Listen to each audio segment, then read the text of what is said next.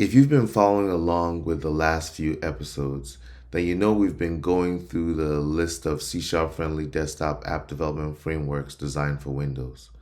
So far, we've looked at WinForms, WPF, UWP, and WinUI.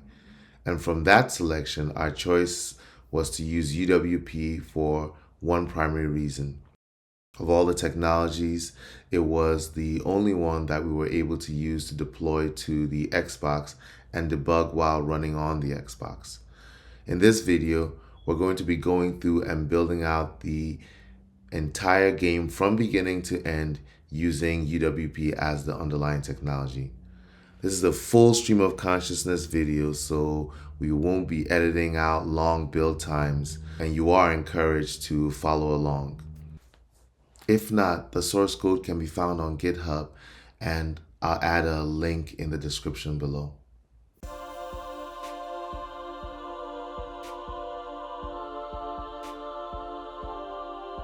All right, so here we go.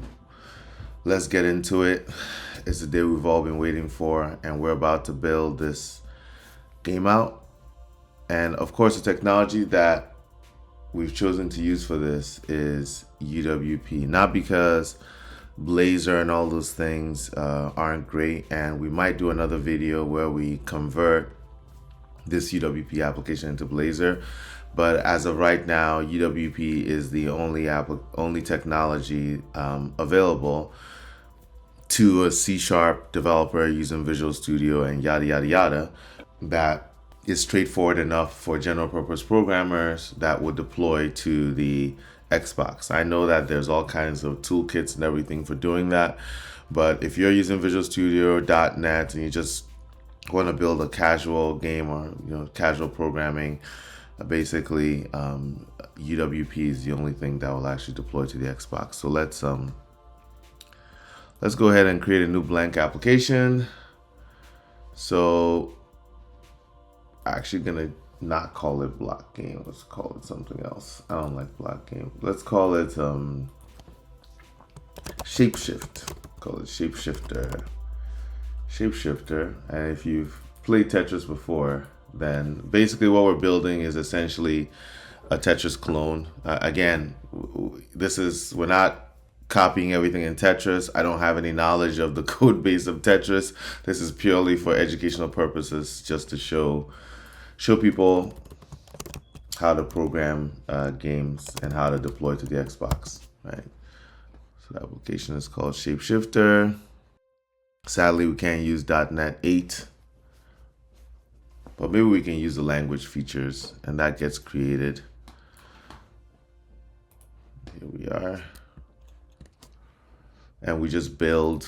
I always like to build to sort of just make sure everything is doing what it's supposed to do. All right, that worked.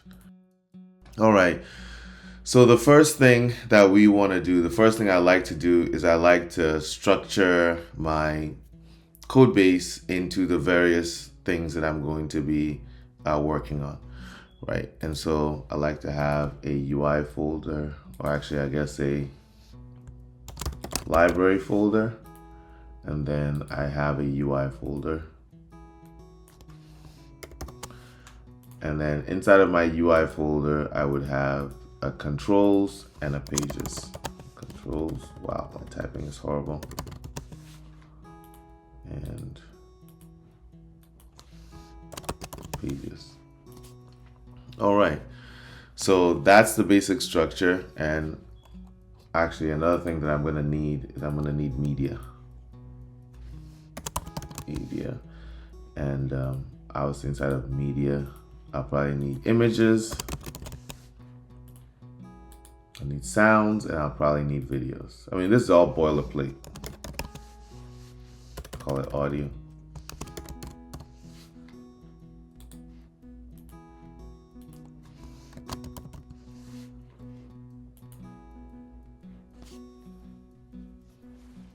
Okay. So there are really three things we need to address before we get going.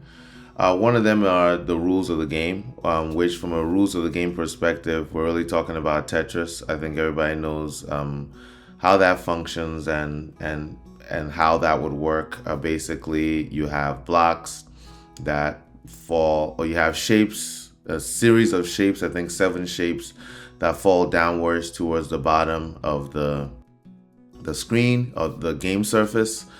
You can shift the shapes to the left, shift the shapes to the right. You can accelerate the shapes as they come downwards.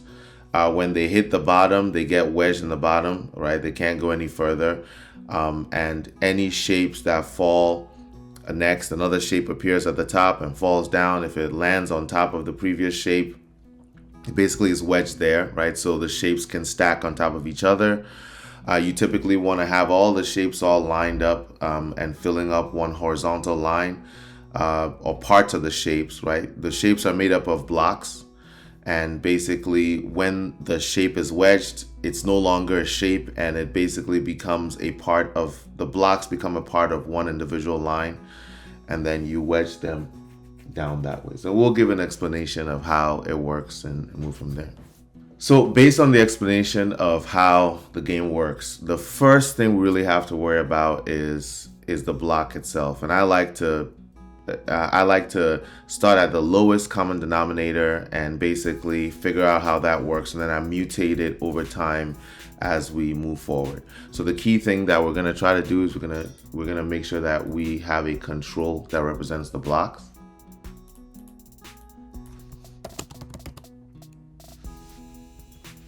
Call it a block control.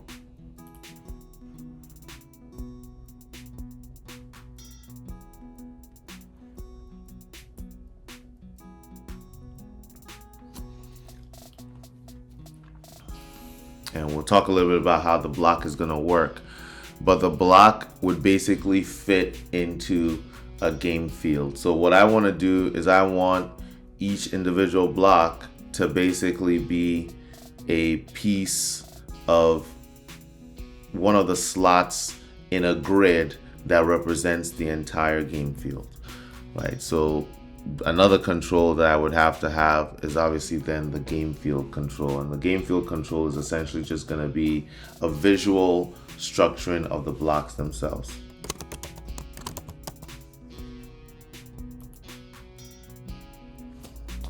And I'm essentially going to use the blocks the same way as you use pixels on a computer. Each block essentially represents a pixel on this game, and you can turn the blocks on and off as needed to essentially create the illusion of movement.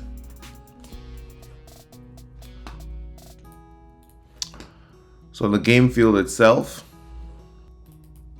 we are going to have essentially a grid. Call it layout root, which is simply called. I'll set the width and height to auto.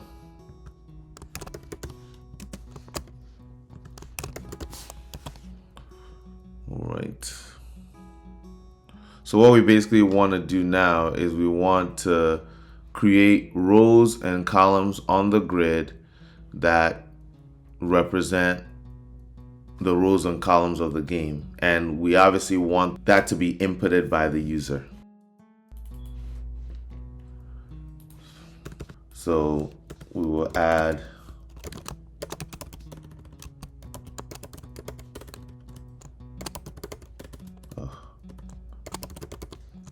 game height, add a game width, and as you can see, the AI running in this thing is working. And should probably have some kind of initialize, right? And the purpose of the initialize would be to basically load everything up with the blocks themselves, right? So I don't know, what should we call it? Let's just call it load components.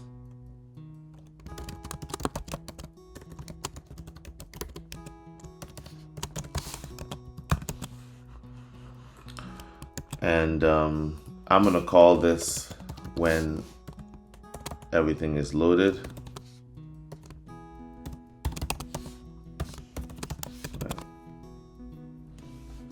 Now,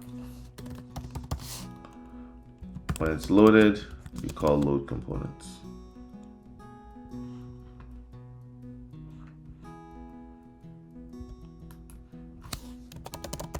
And of course, those are the parameters that go into the loaded event. The user is going to have to set these values, but let's give them some default values, right? So I don't know, the height, let's make it 20, and the width 10. Start there. But normally when you set this up, when this is being used as part of the game, I would imagine that whoever the programmer is basically sets these themselves. Now, what else would we need? We'd obviously need a background, speed, and all those things. But let's not worry about that right now. Let's right now focus on loading everything up. So now what we want to do is we want to create the rows and columns. So I guess columns. Start with the columns. Rows. Okay.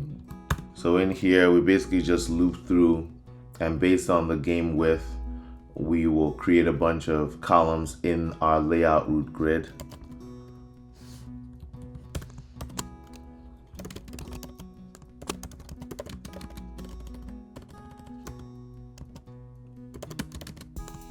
And we'll use enumerable.range for this.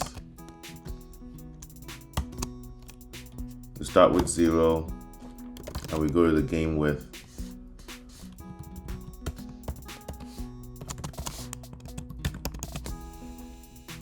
And then in here, we basically create a new column definition and attach it to the grid, right? So grids allow you to create columns and rows, basically. If you're not aware of that, they're basically the same across WPF,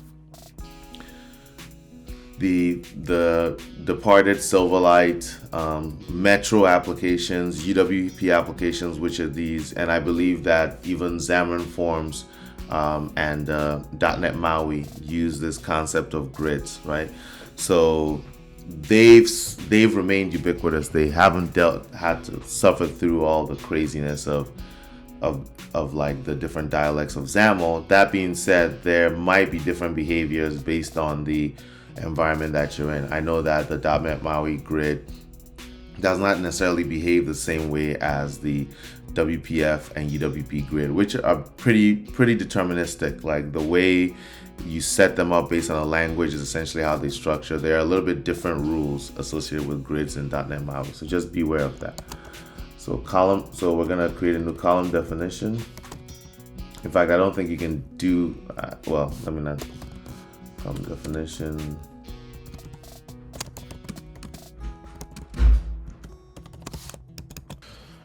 Then what we need to do is we need to attach that to the column definitions of the grid. So this basically is going to create game width number of columns in the grid in the grid of this control. And we essentially need to do the same thing for the rows.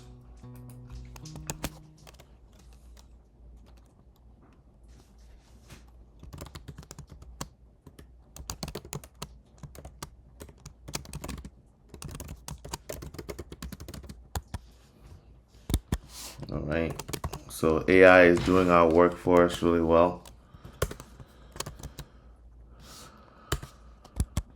This is really cool. So you're getting a preview of Visual Studio AI as we go along. No, not rotation. So.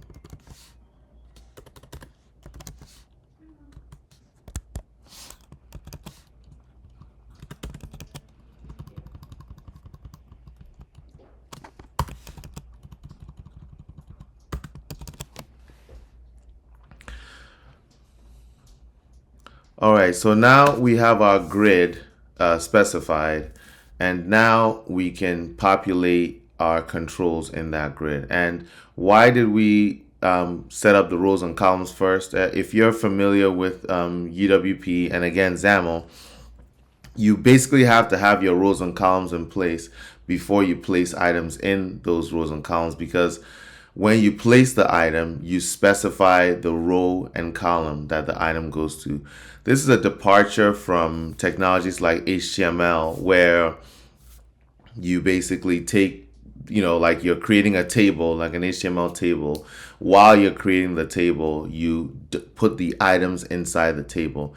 In this particular approach, and the approach that XAML has taken, the items only go into the grid. So you add the items to the grid itself. Then based on the attributes of the item, of the element, the control, what have you, that's what decides which row or column it goes into. So we're basically going to follow the same process here. And of course, to populate the controls, we now have to create a loop within a loop, right? Because we're going to be going through all the rows and all the columns to be able to do it, right? So we'll start with the rows. Game height, and we're doing the same thing again.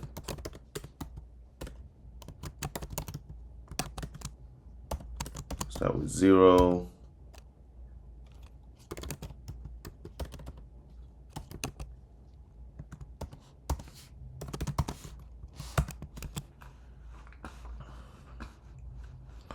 Let's see, add block controls. So the block is what we're going to be adding to this, right?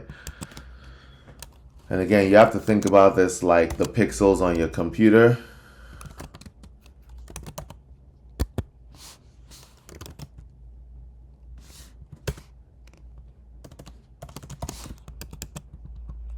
Right, you have to think about it like pixels in your computer. In here, we're going to add a pixel, a quote-unquote block, right, for each row and column. There's going to be one block in there, and then we can obviously turn that block on, off, change the colors, do whatever we want. So all those properties we're going to put inside of the block control to allow us to essentially control it. All right, so the first thing we do is obviously we add that to the children column, right? And what are we adding?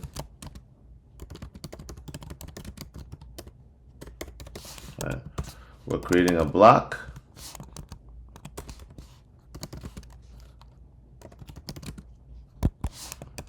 All right. And then that is what's going to get added in here.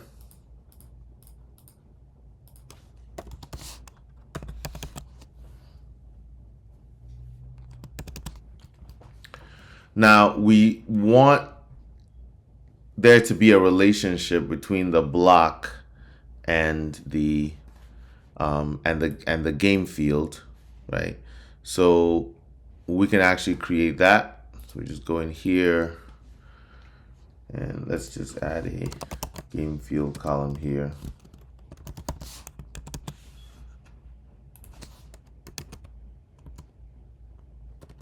I just call it field, that's fine. And then over here we can say this. So now there's just a parent-child relationship, which is good because it allows us to walk up the food chain if we need to do anything from the block perspective, right? So if there's things associated with the game field, we keep everything in the game field. We don't propagate it down to the individual blocks. We just keep it in the game field, and then we give the individual blocks a reference to the game field to make it easy for that relationship to go upwards. And as a matter of fact, to that end, before we leave the block, let's go ahead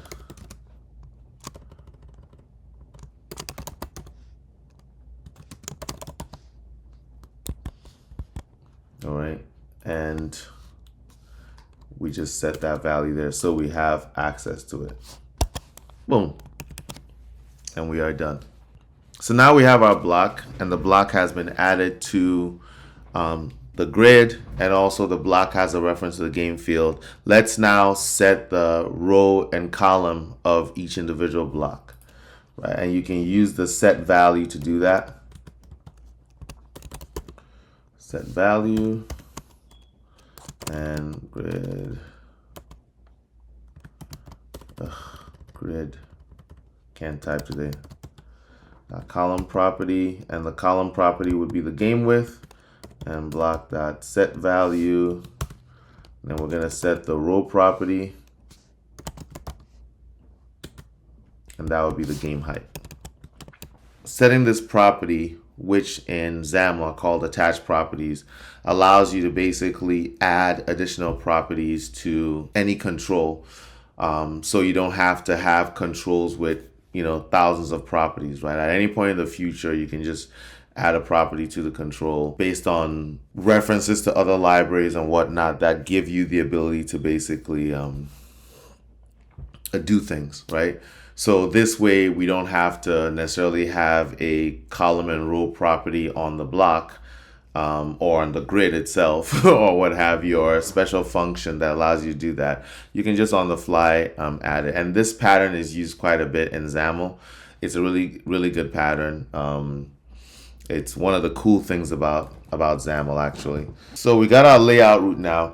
We definitely need a way to address each individual block, right? That's inside this game field. Because right now we've got all the blocks in the game field, right? And just to illustrate the structure that we've created, I'm going to put a border around each block, and I'm going to put a letter inside of each block, the letter A, and then we're going to actually run the program, and what we should see is a grid with red grid lines and the letter A showing up in the middle of each one of the lines.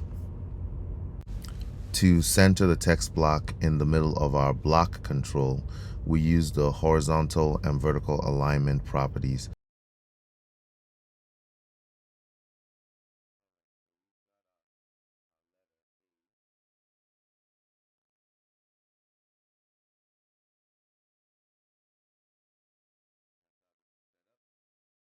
Just staring at a bunch of A's is likely not a convincing way to demonstrate that the blocks themselves have been properly distributed. So let's change it up a bit. Since every block would have a unique position in the overall grid given the loop that they're in, it makes more sense to pass a value into the block object as a parameter. That way, we can use a counter in our load component method to pass in the exact index of a given block.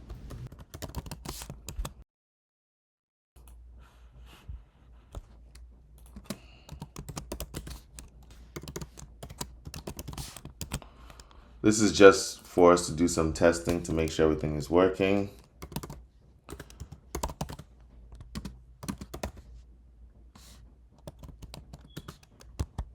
Okay. So this is going to display an index that we pass in, and then over here we're going to pass in an index.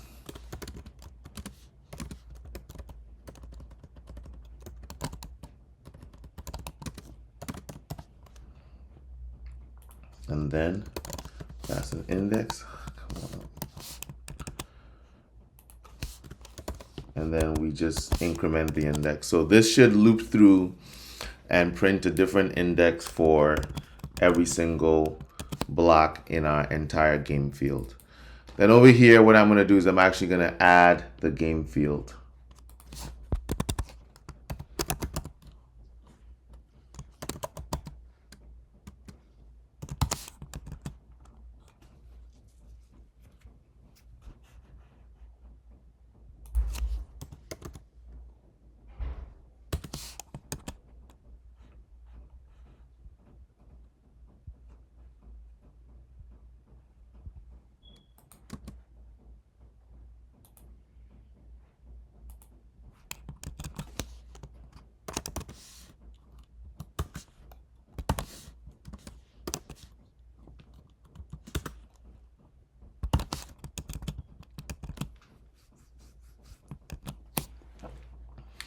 Is there any other property in the game field I need to worry about? Okay, I have the height, I have the width, and let's run this and see what happens.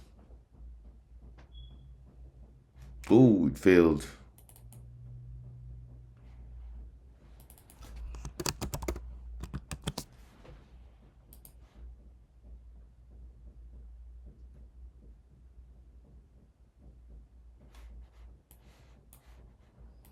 It's displaying on my other screen. And there we go.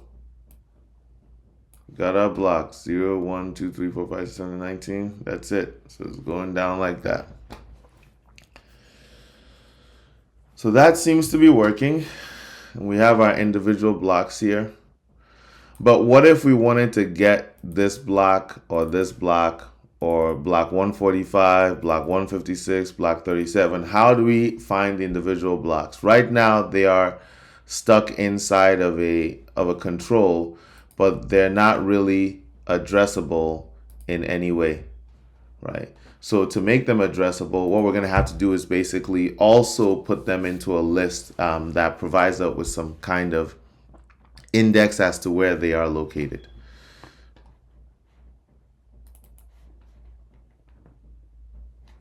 So we'll create a new control.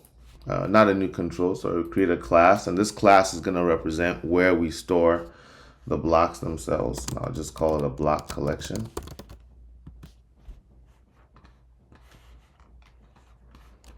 And this likely needs to be public. And in here, we'll use an array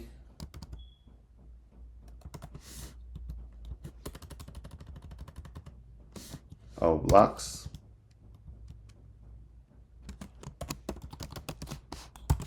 And you can really use anything. In this case, I'm just using an array of blocks, but you can use a list inside of a list or whatever, but I'm using like a multi-dimensional array just because it's pretty straightforward. I know we'll also need a height and a width.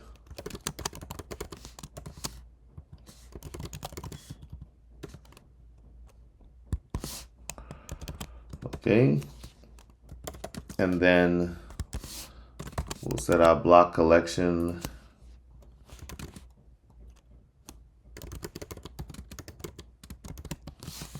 Man, wouldn't it be nice to have some of the C# features, modern day C# features right now, like the default constructors and whatnot.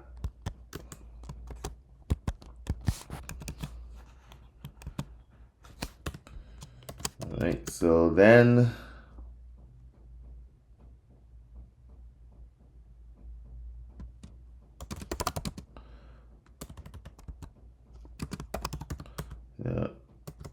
let's create the array here. Well, let me actually reverse this. I'm only reversing it because everything that we've done up to this point has been set up with the width sort of first, right? We're navigating through the columns first. So column first means width first. Next thing we need to do is create a way for us to add the blocks to this list.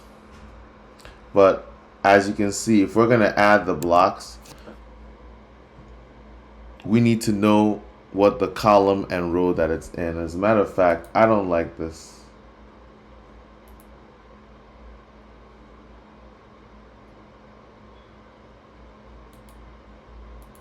I'm going to rename this columns. Rename this rows. And I'm going to rename this as well.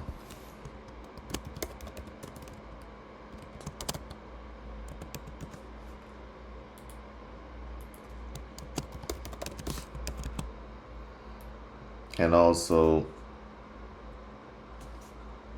change that. So the rows and columns should not change after the fact because this is just informational why that's there. And obviously, if we're going to add a block, I need to know what row and column to put it in. So column and row. Right. And so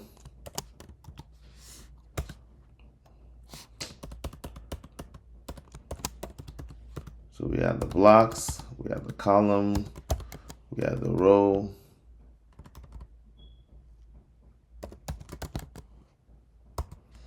and this is going to be set to the block. Now this can obviously throw an exception, so We should probably catch that.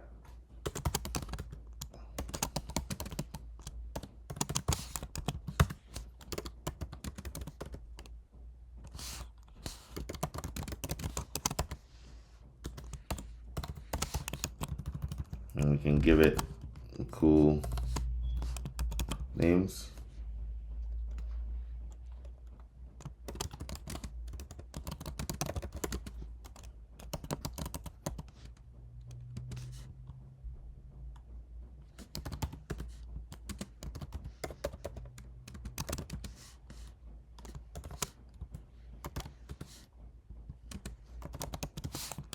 Okay. Let's change that to say max. Max, come on, bro. I am suffering right now. Max columns, max rows. Max rows goes here. And max columns goes here. That took forever. Okay, so we've got our block and we have a way to add our block. And we also need a way to find our block, right? So to retrieve our block. And we could do this using a method that just takes the row and column and returns the block for it. But why don't we use an indexer to do it? Because, you know, it's been a while since people played around with indexers.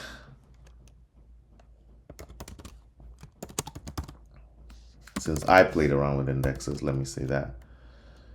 All right, so the column, row,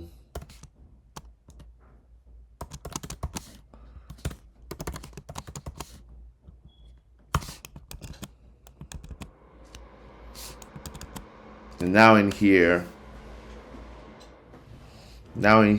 I'm actually going to check to see if the column is greater than or equal to,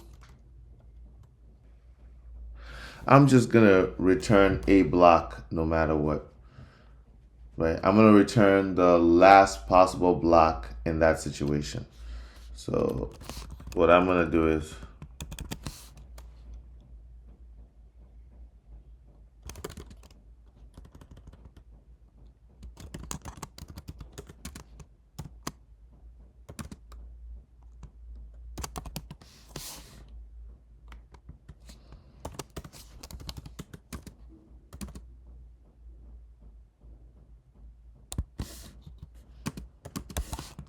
okay, so all I'm doing is I'm going to reset column and reset width.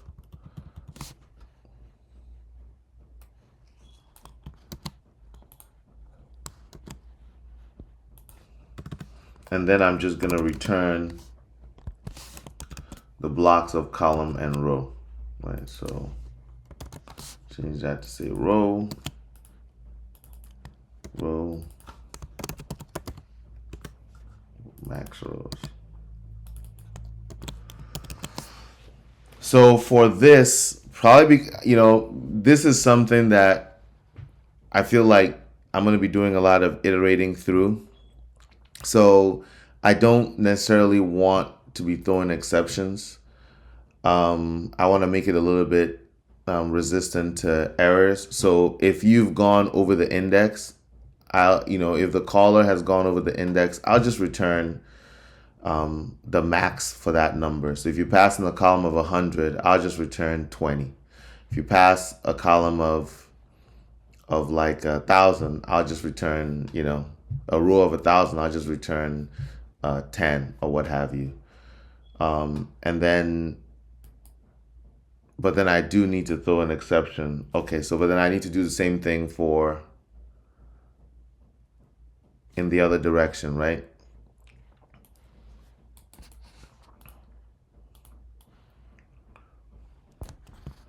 So I'll do the same thing.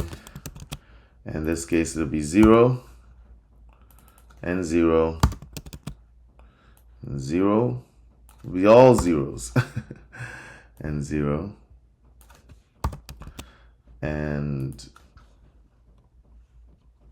it'll just be less than. So if you put negative numbers in here, then it will not work. But you know what we can do instead of doing that, because it's never going to be negative numbers, is we can just use an unsigned integer here.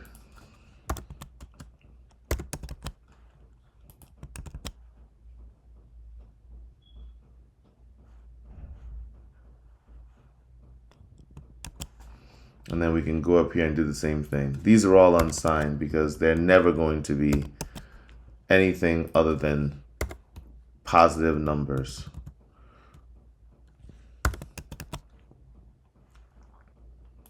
Even for adding. It's only positive numbers in here, right? So here's a good use of an unsigned integer. I know there's many, but here's a good use. So we only have to worry about the other side of it. Okay, so we got our block collection. And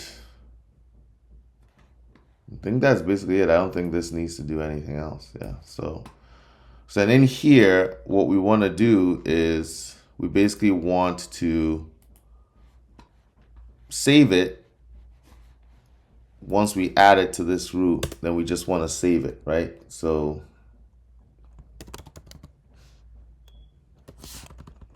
let's create a block collection for it.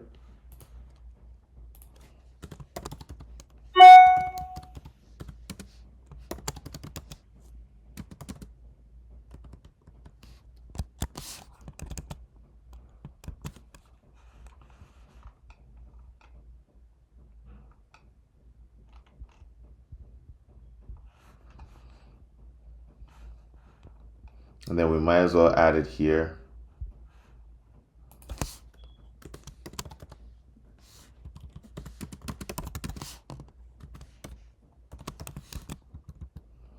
And of course, we're going to be using the game width.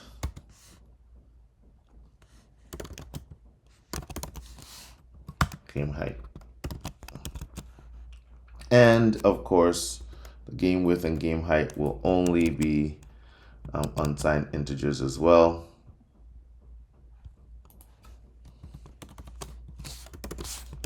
I don't think there's a IEnumerable.range that takes unsigned integers, even though there should be.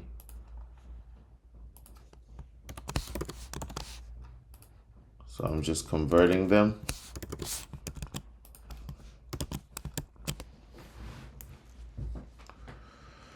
And finally, we want to basically add this block to that blocks collection. So we take the block,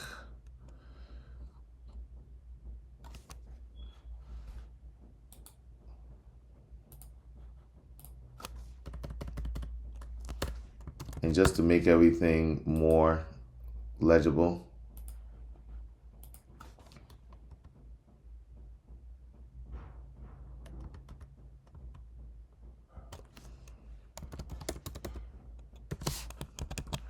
okay, so it's looking for the column, so I'm going to add the game column. Then it's looking for the row, I'm going to add the game row.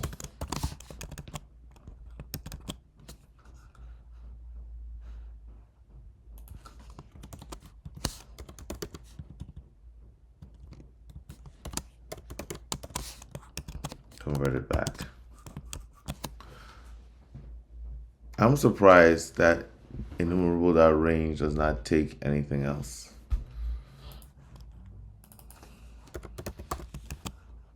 Can I do that? Yes, I can.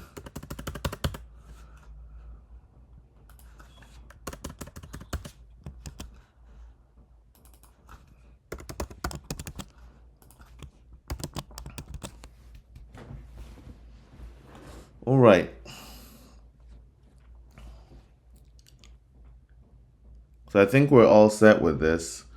We now have a set of blocks, each one set to a specific row. And we also have a mechanism for accessing any individual block in the game field. And we basically have a list where it's stored, which is essentially a multi-dimensional array that allows us to address it based on the column and the row of its location. Okay, so now that we have our game surface in play, we've got the blocks set up, we've got the game field, we've structured them together, and we've actually been able to render the field pretty well. Wow, that just crashed. Let's run this one more time to make sure that it all works.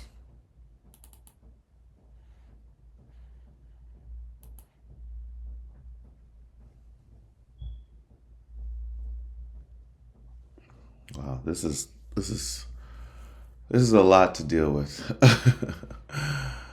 Okay, let's go back to game field. So this has to be an integer.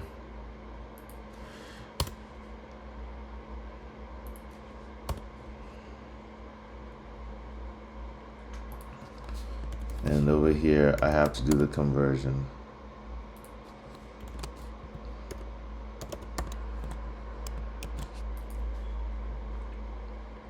And I'm hoping this will finally work. There we go.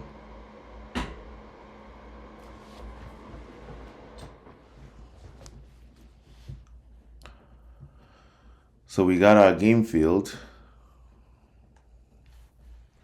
Still working. Everything's still working well. So now what we want to do is we actually want to now draw some shapes on it, right? So we won't be needing all this.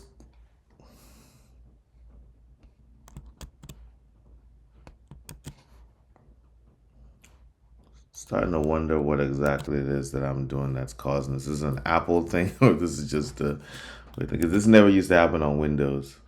But for whatever reason, this is like constantly happening now.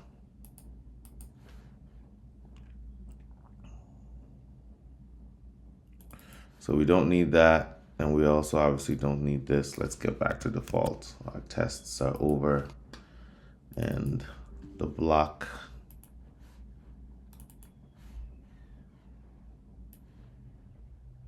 is not going to have any borders on it unless I add them later on. We'll see about adding borders. So what we want to do now is we want to start talking about how we're going to do the shapes. So again, what is a shape? A shape is essentially going to be a sequence of blocks that we animate by turning individual blocks on and off to create that actual shape. There's 7 shapes altogether. There's a J shape, there's a line, there's L, there's square, there's S, there's T, and there's Z. So we'll go over here to library. And because there's going to be different shapes, but they're all going to be essentially working the same way, I suggest that we create a general shape class. And this, I guess, would be the base class to any shapes. And of course, we make it abstract.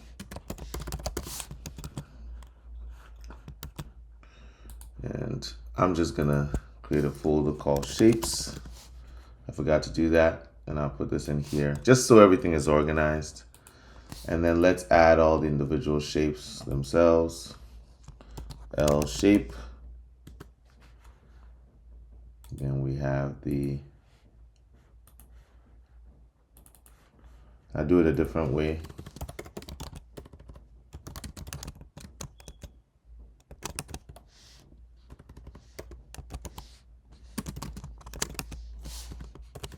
This way we have the base class built into it.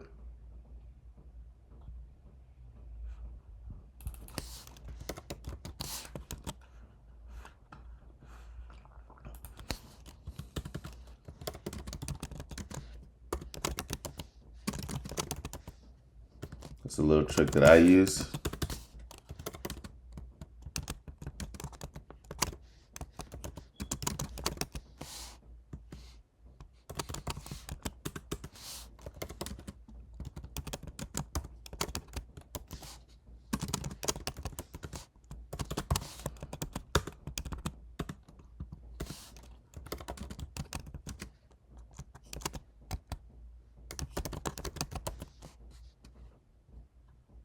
Should I call it square shape or O shape? I call it O shape, I guess. O shape.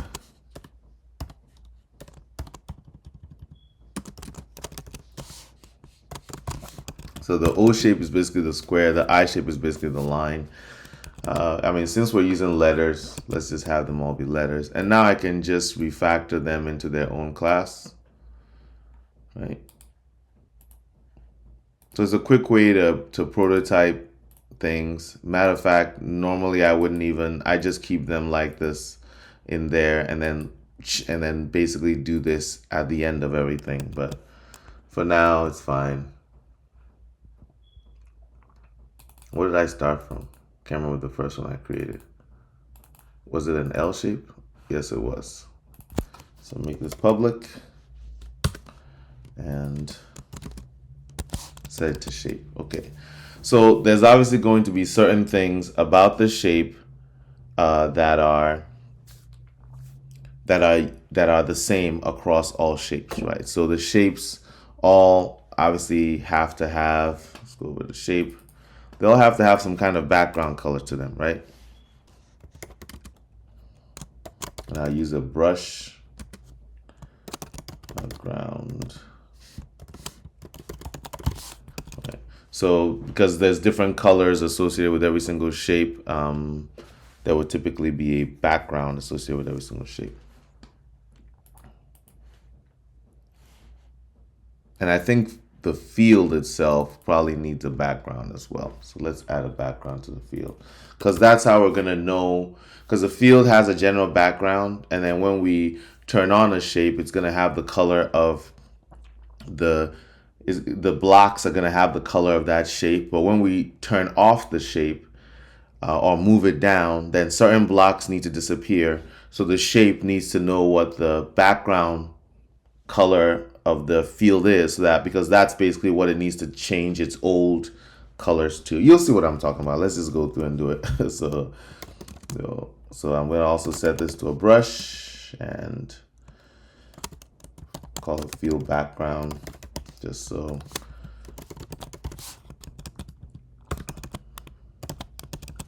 Right. And then for shape, I'm going to call it shape background. There we go. All right. So we're in good shape. No pun intended. All right. So what else does a shape have? A shape has an axis. And we need to create some kind of encapsulation of that. Right. And we'll figure that out later on. But for now, let's just put it in there. Right. We know that it's going to have to be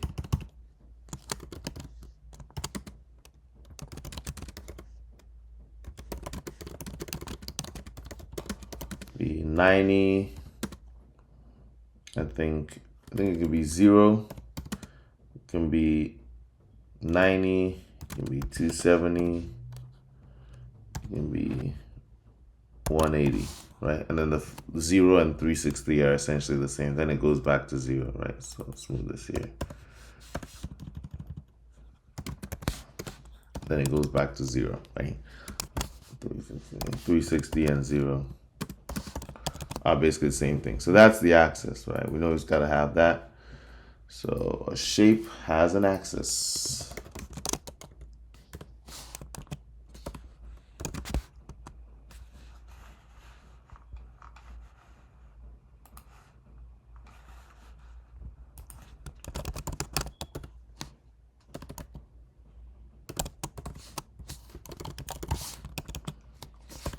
Doke. So what else does a shape need? A shape would obviously need the row and column where it's, I guess, where it's at, where you draw it. Right, so should I use left and top? Public.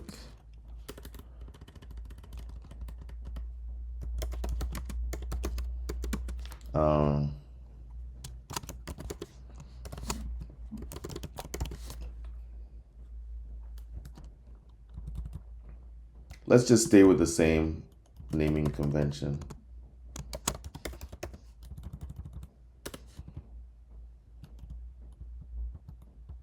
Nah, we're gonna use left on top. We're using left on top because it's really not, it's not the same thing as it's not the same thing. It's not in a row or a column, right? So it's sort of like a different sort of thing. Even though the row and column are used, it's not really in that. Right, now let's think of what else a shape can have. Well, we know that a shape can rotate.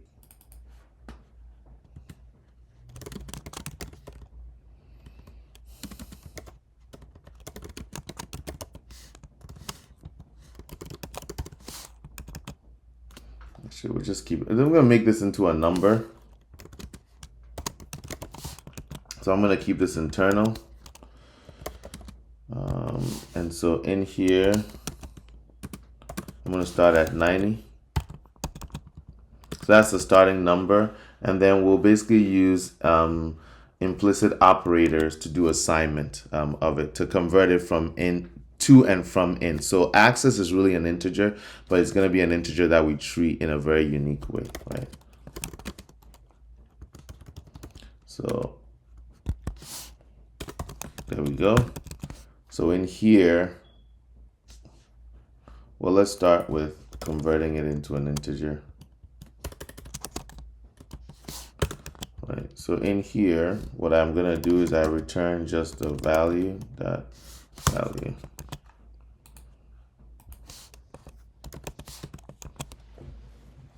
So what I'm doing here is I'm basically saying, hey, if for any access, it can be treated as an integer. And when you treat it as an integer, you're basically returning that internal value, which by default is, right, is 90. Now the reverse is when you pass an integer, it converts it into an access, right? So in here, I want to make sure that the number that I pass in is basically one of the key numbers.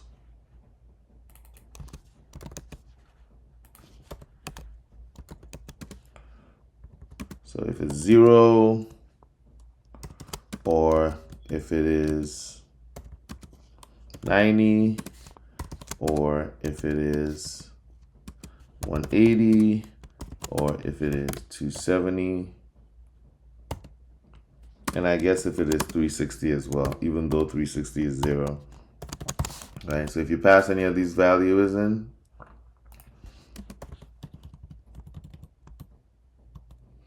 I am just making a mess. And pardon me, but the reason why I'm making a mess is because I'm really not used to using a Mac OS to do this. I'm using Mac OS. I'm in full coherence mode. And you can see from the top there. So it's a little bit rough. Right, so over here, what I'm gonna do, I'm gonna make this private. So you can't actually create an access.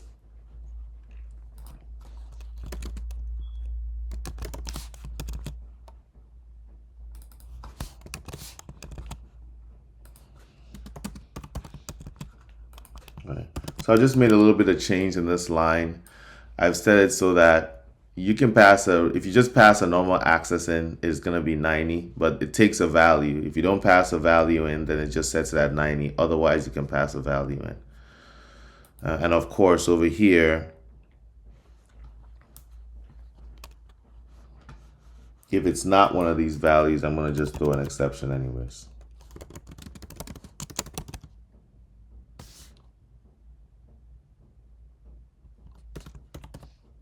And just say that it can only be one of the values.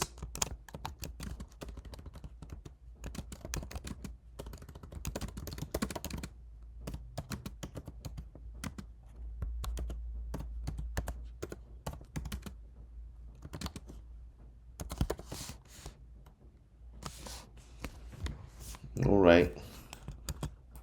So that takes care of that. Now, if it's within this range, then I basically just create the new axis.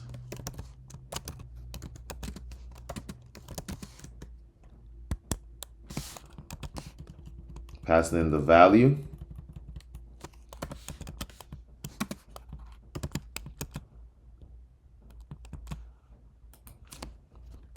And basically, if you passed in 360, then I should probably turn it into 0.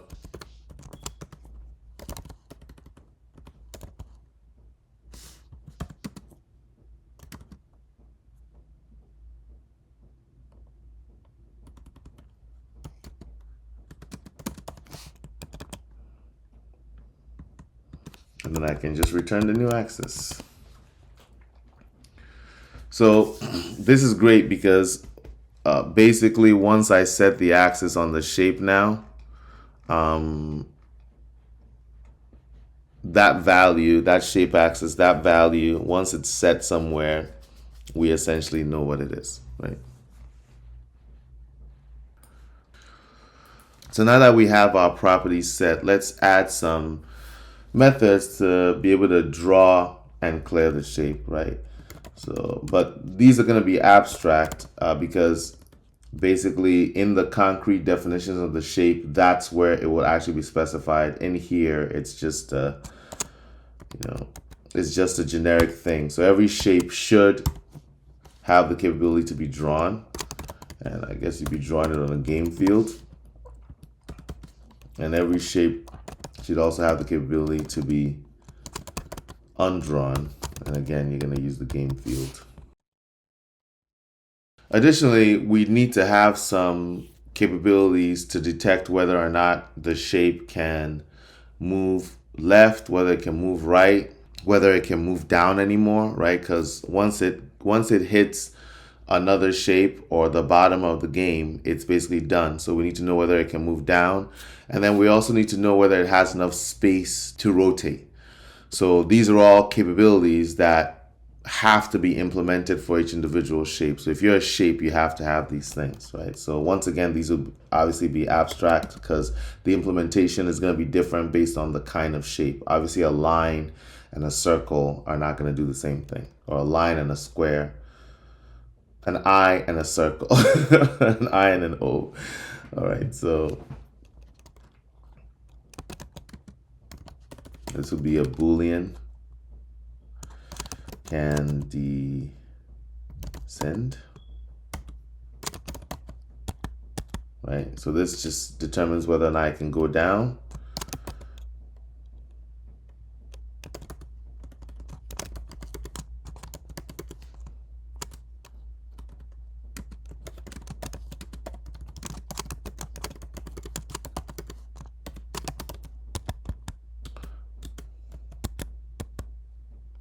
That's pretty cool. I just hit 3 tabs and I got can shift right. And then finally, we want to know if it can rotate.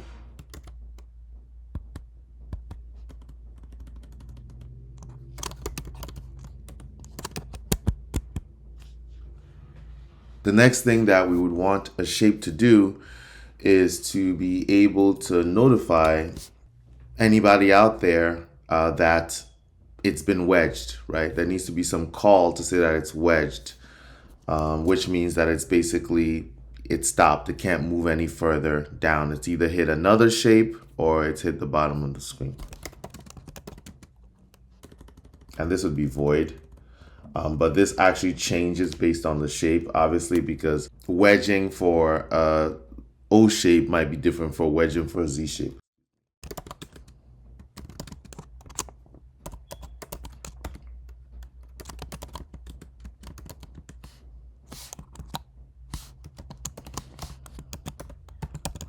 So here are our abstract methods, and I'm gonna take these and surround them with a region just to make it a little bit cleaner. All right. Now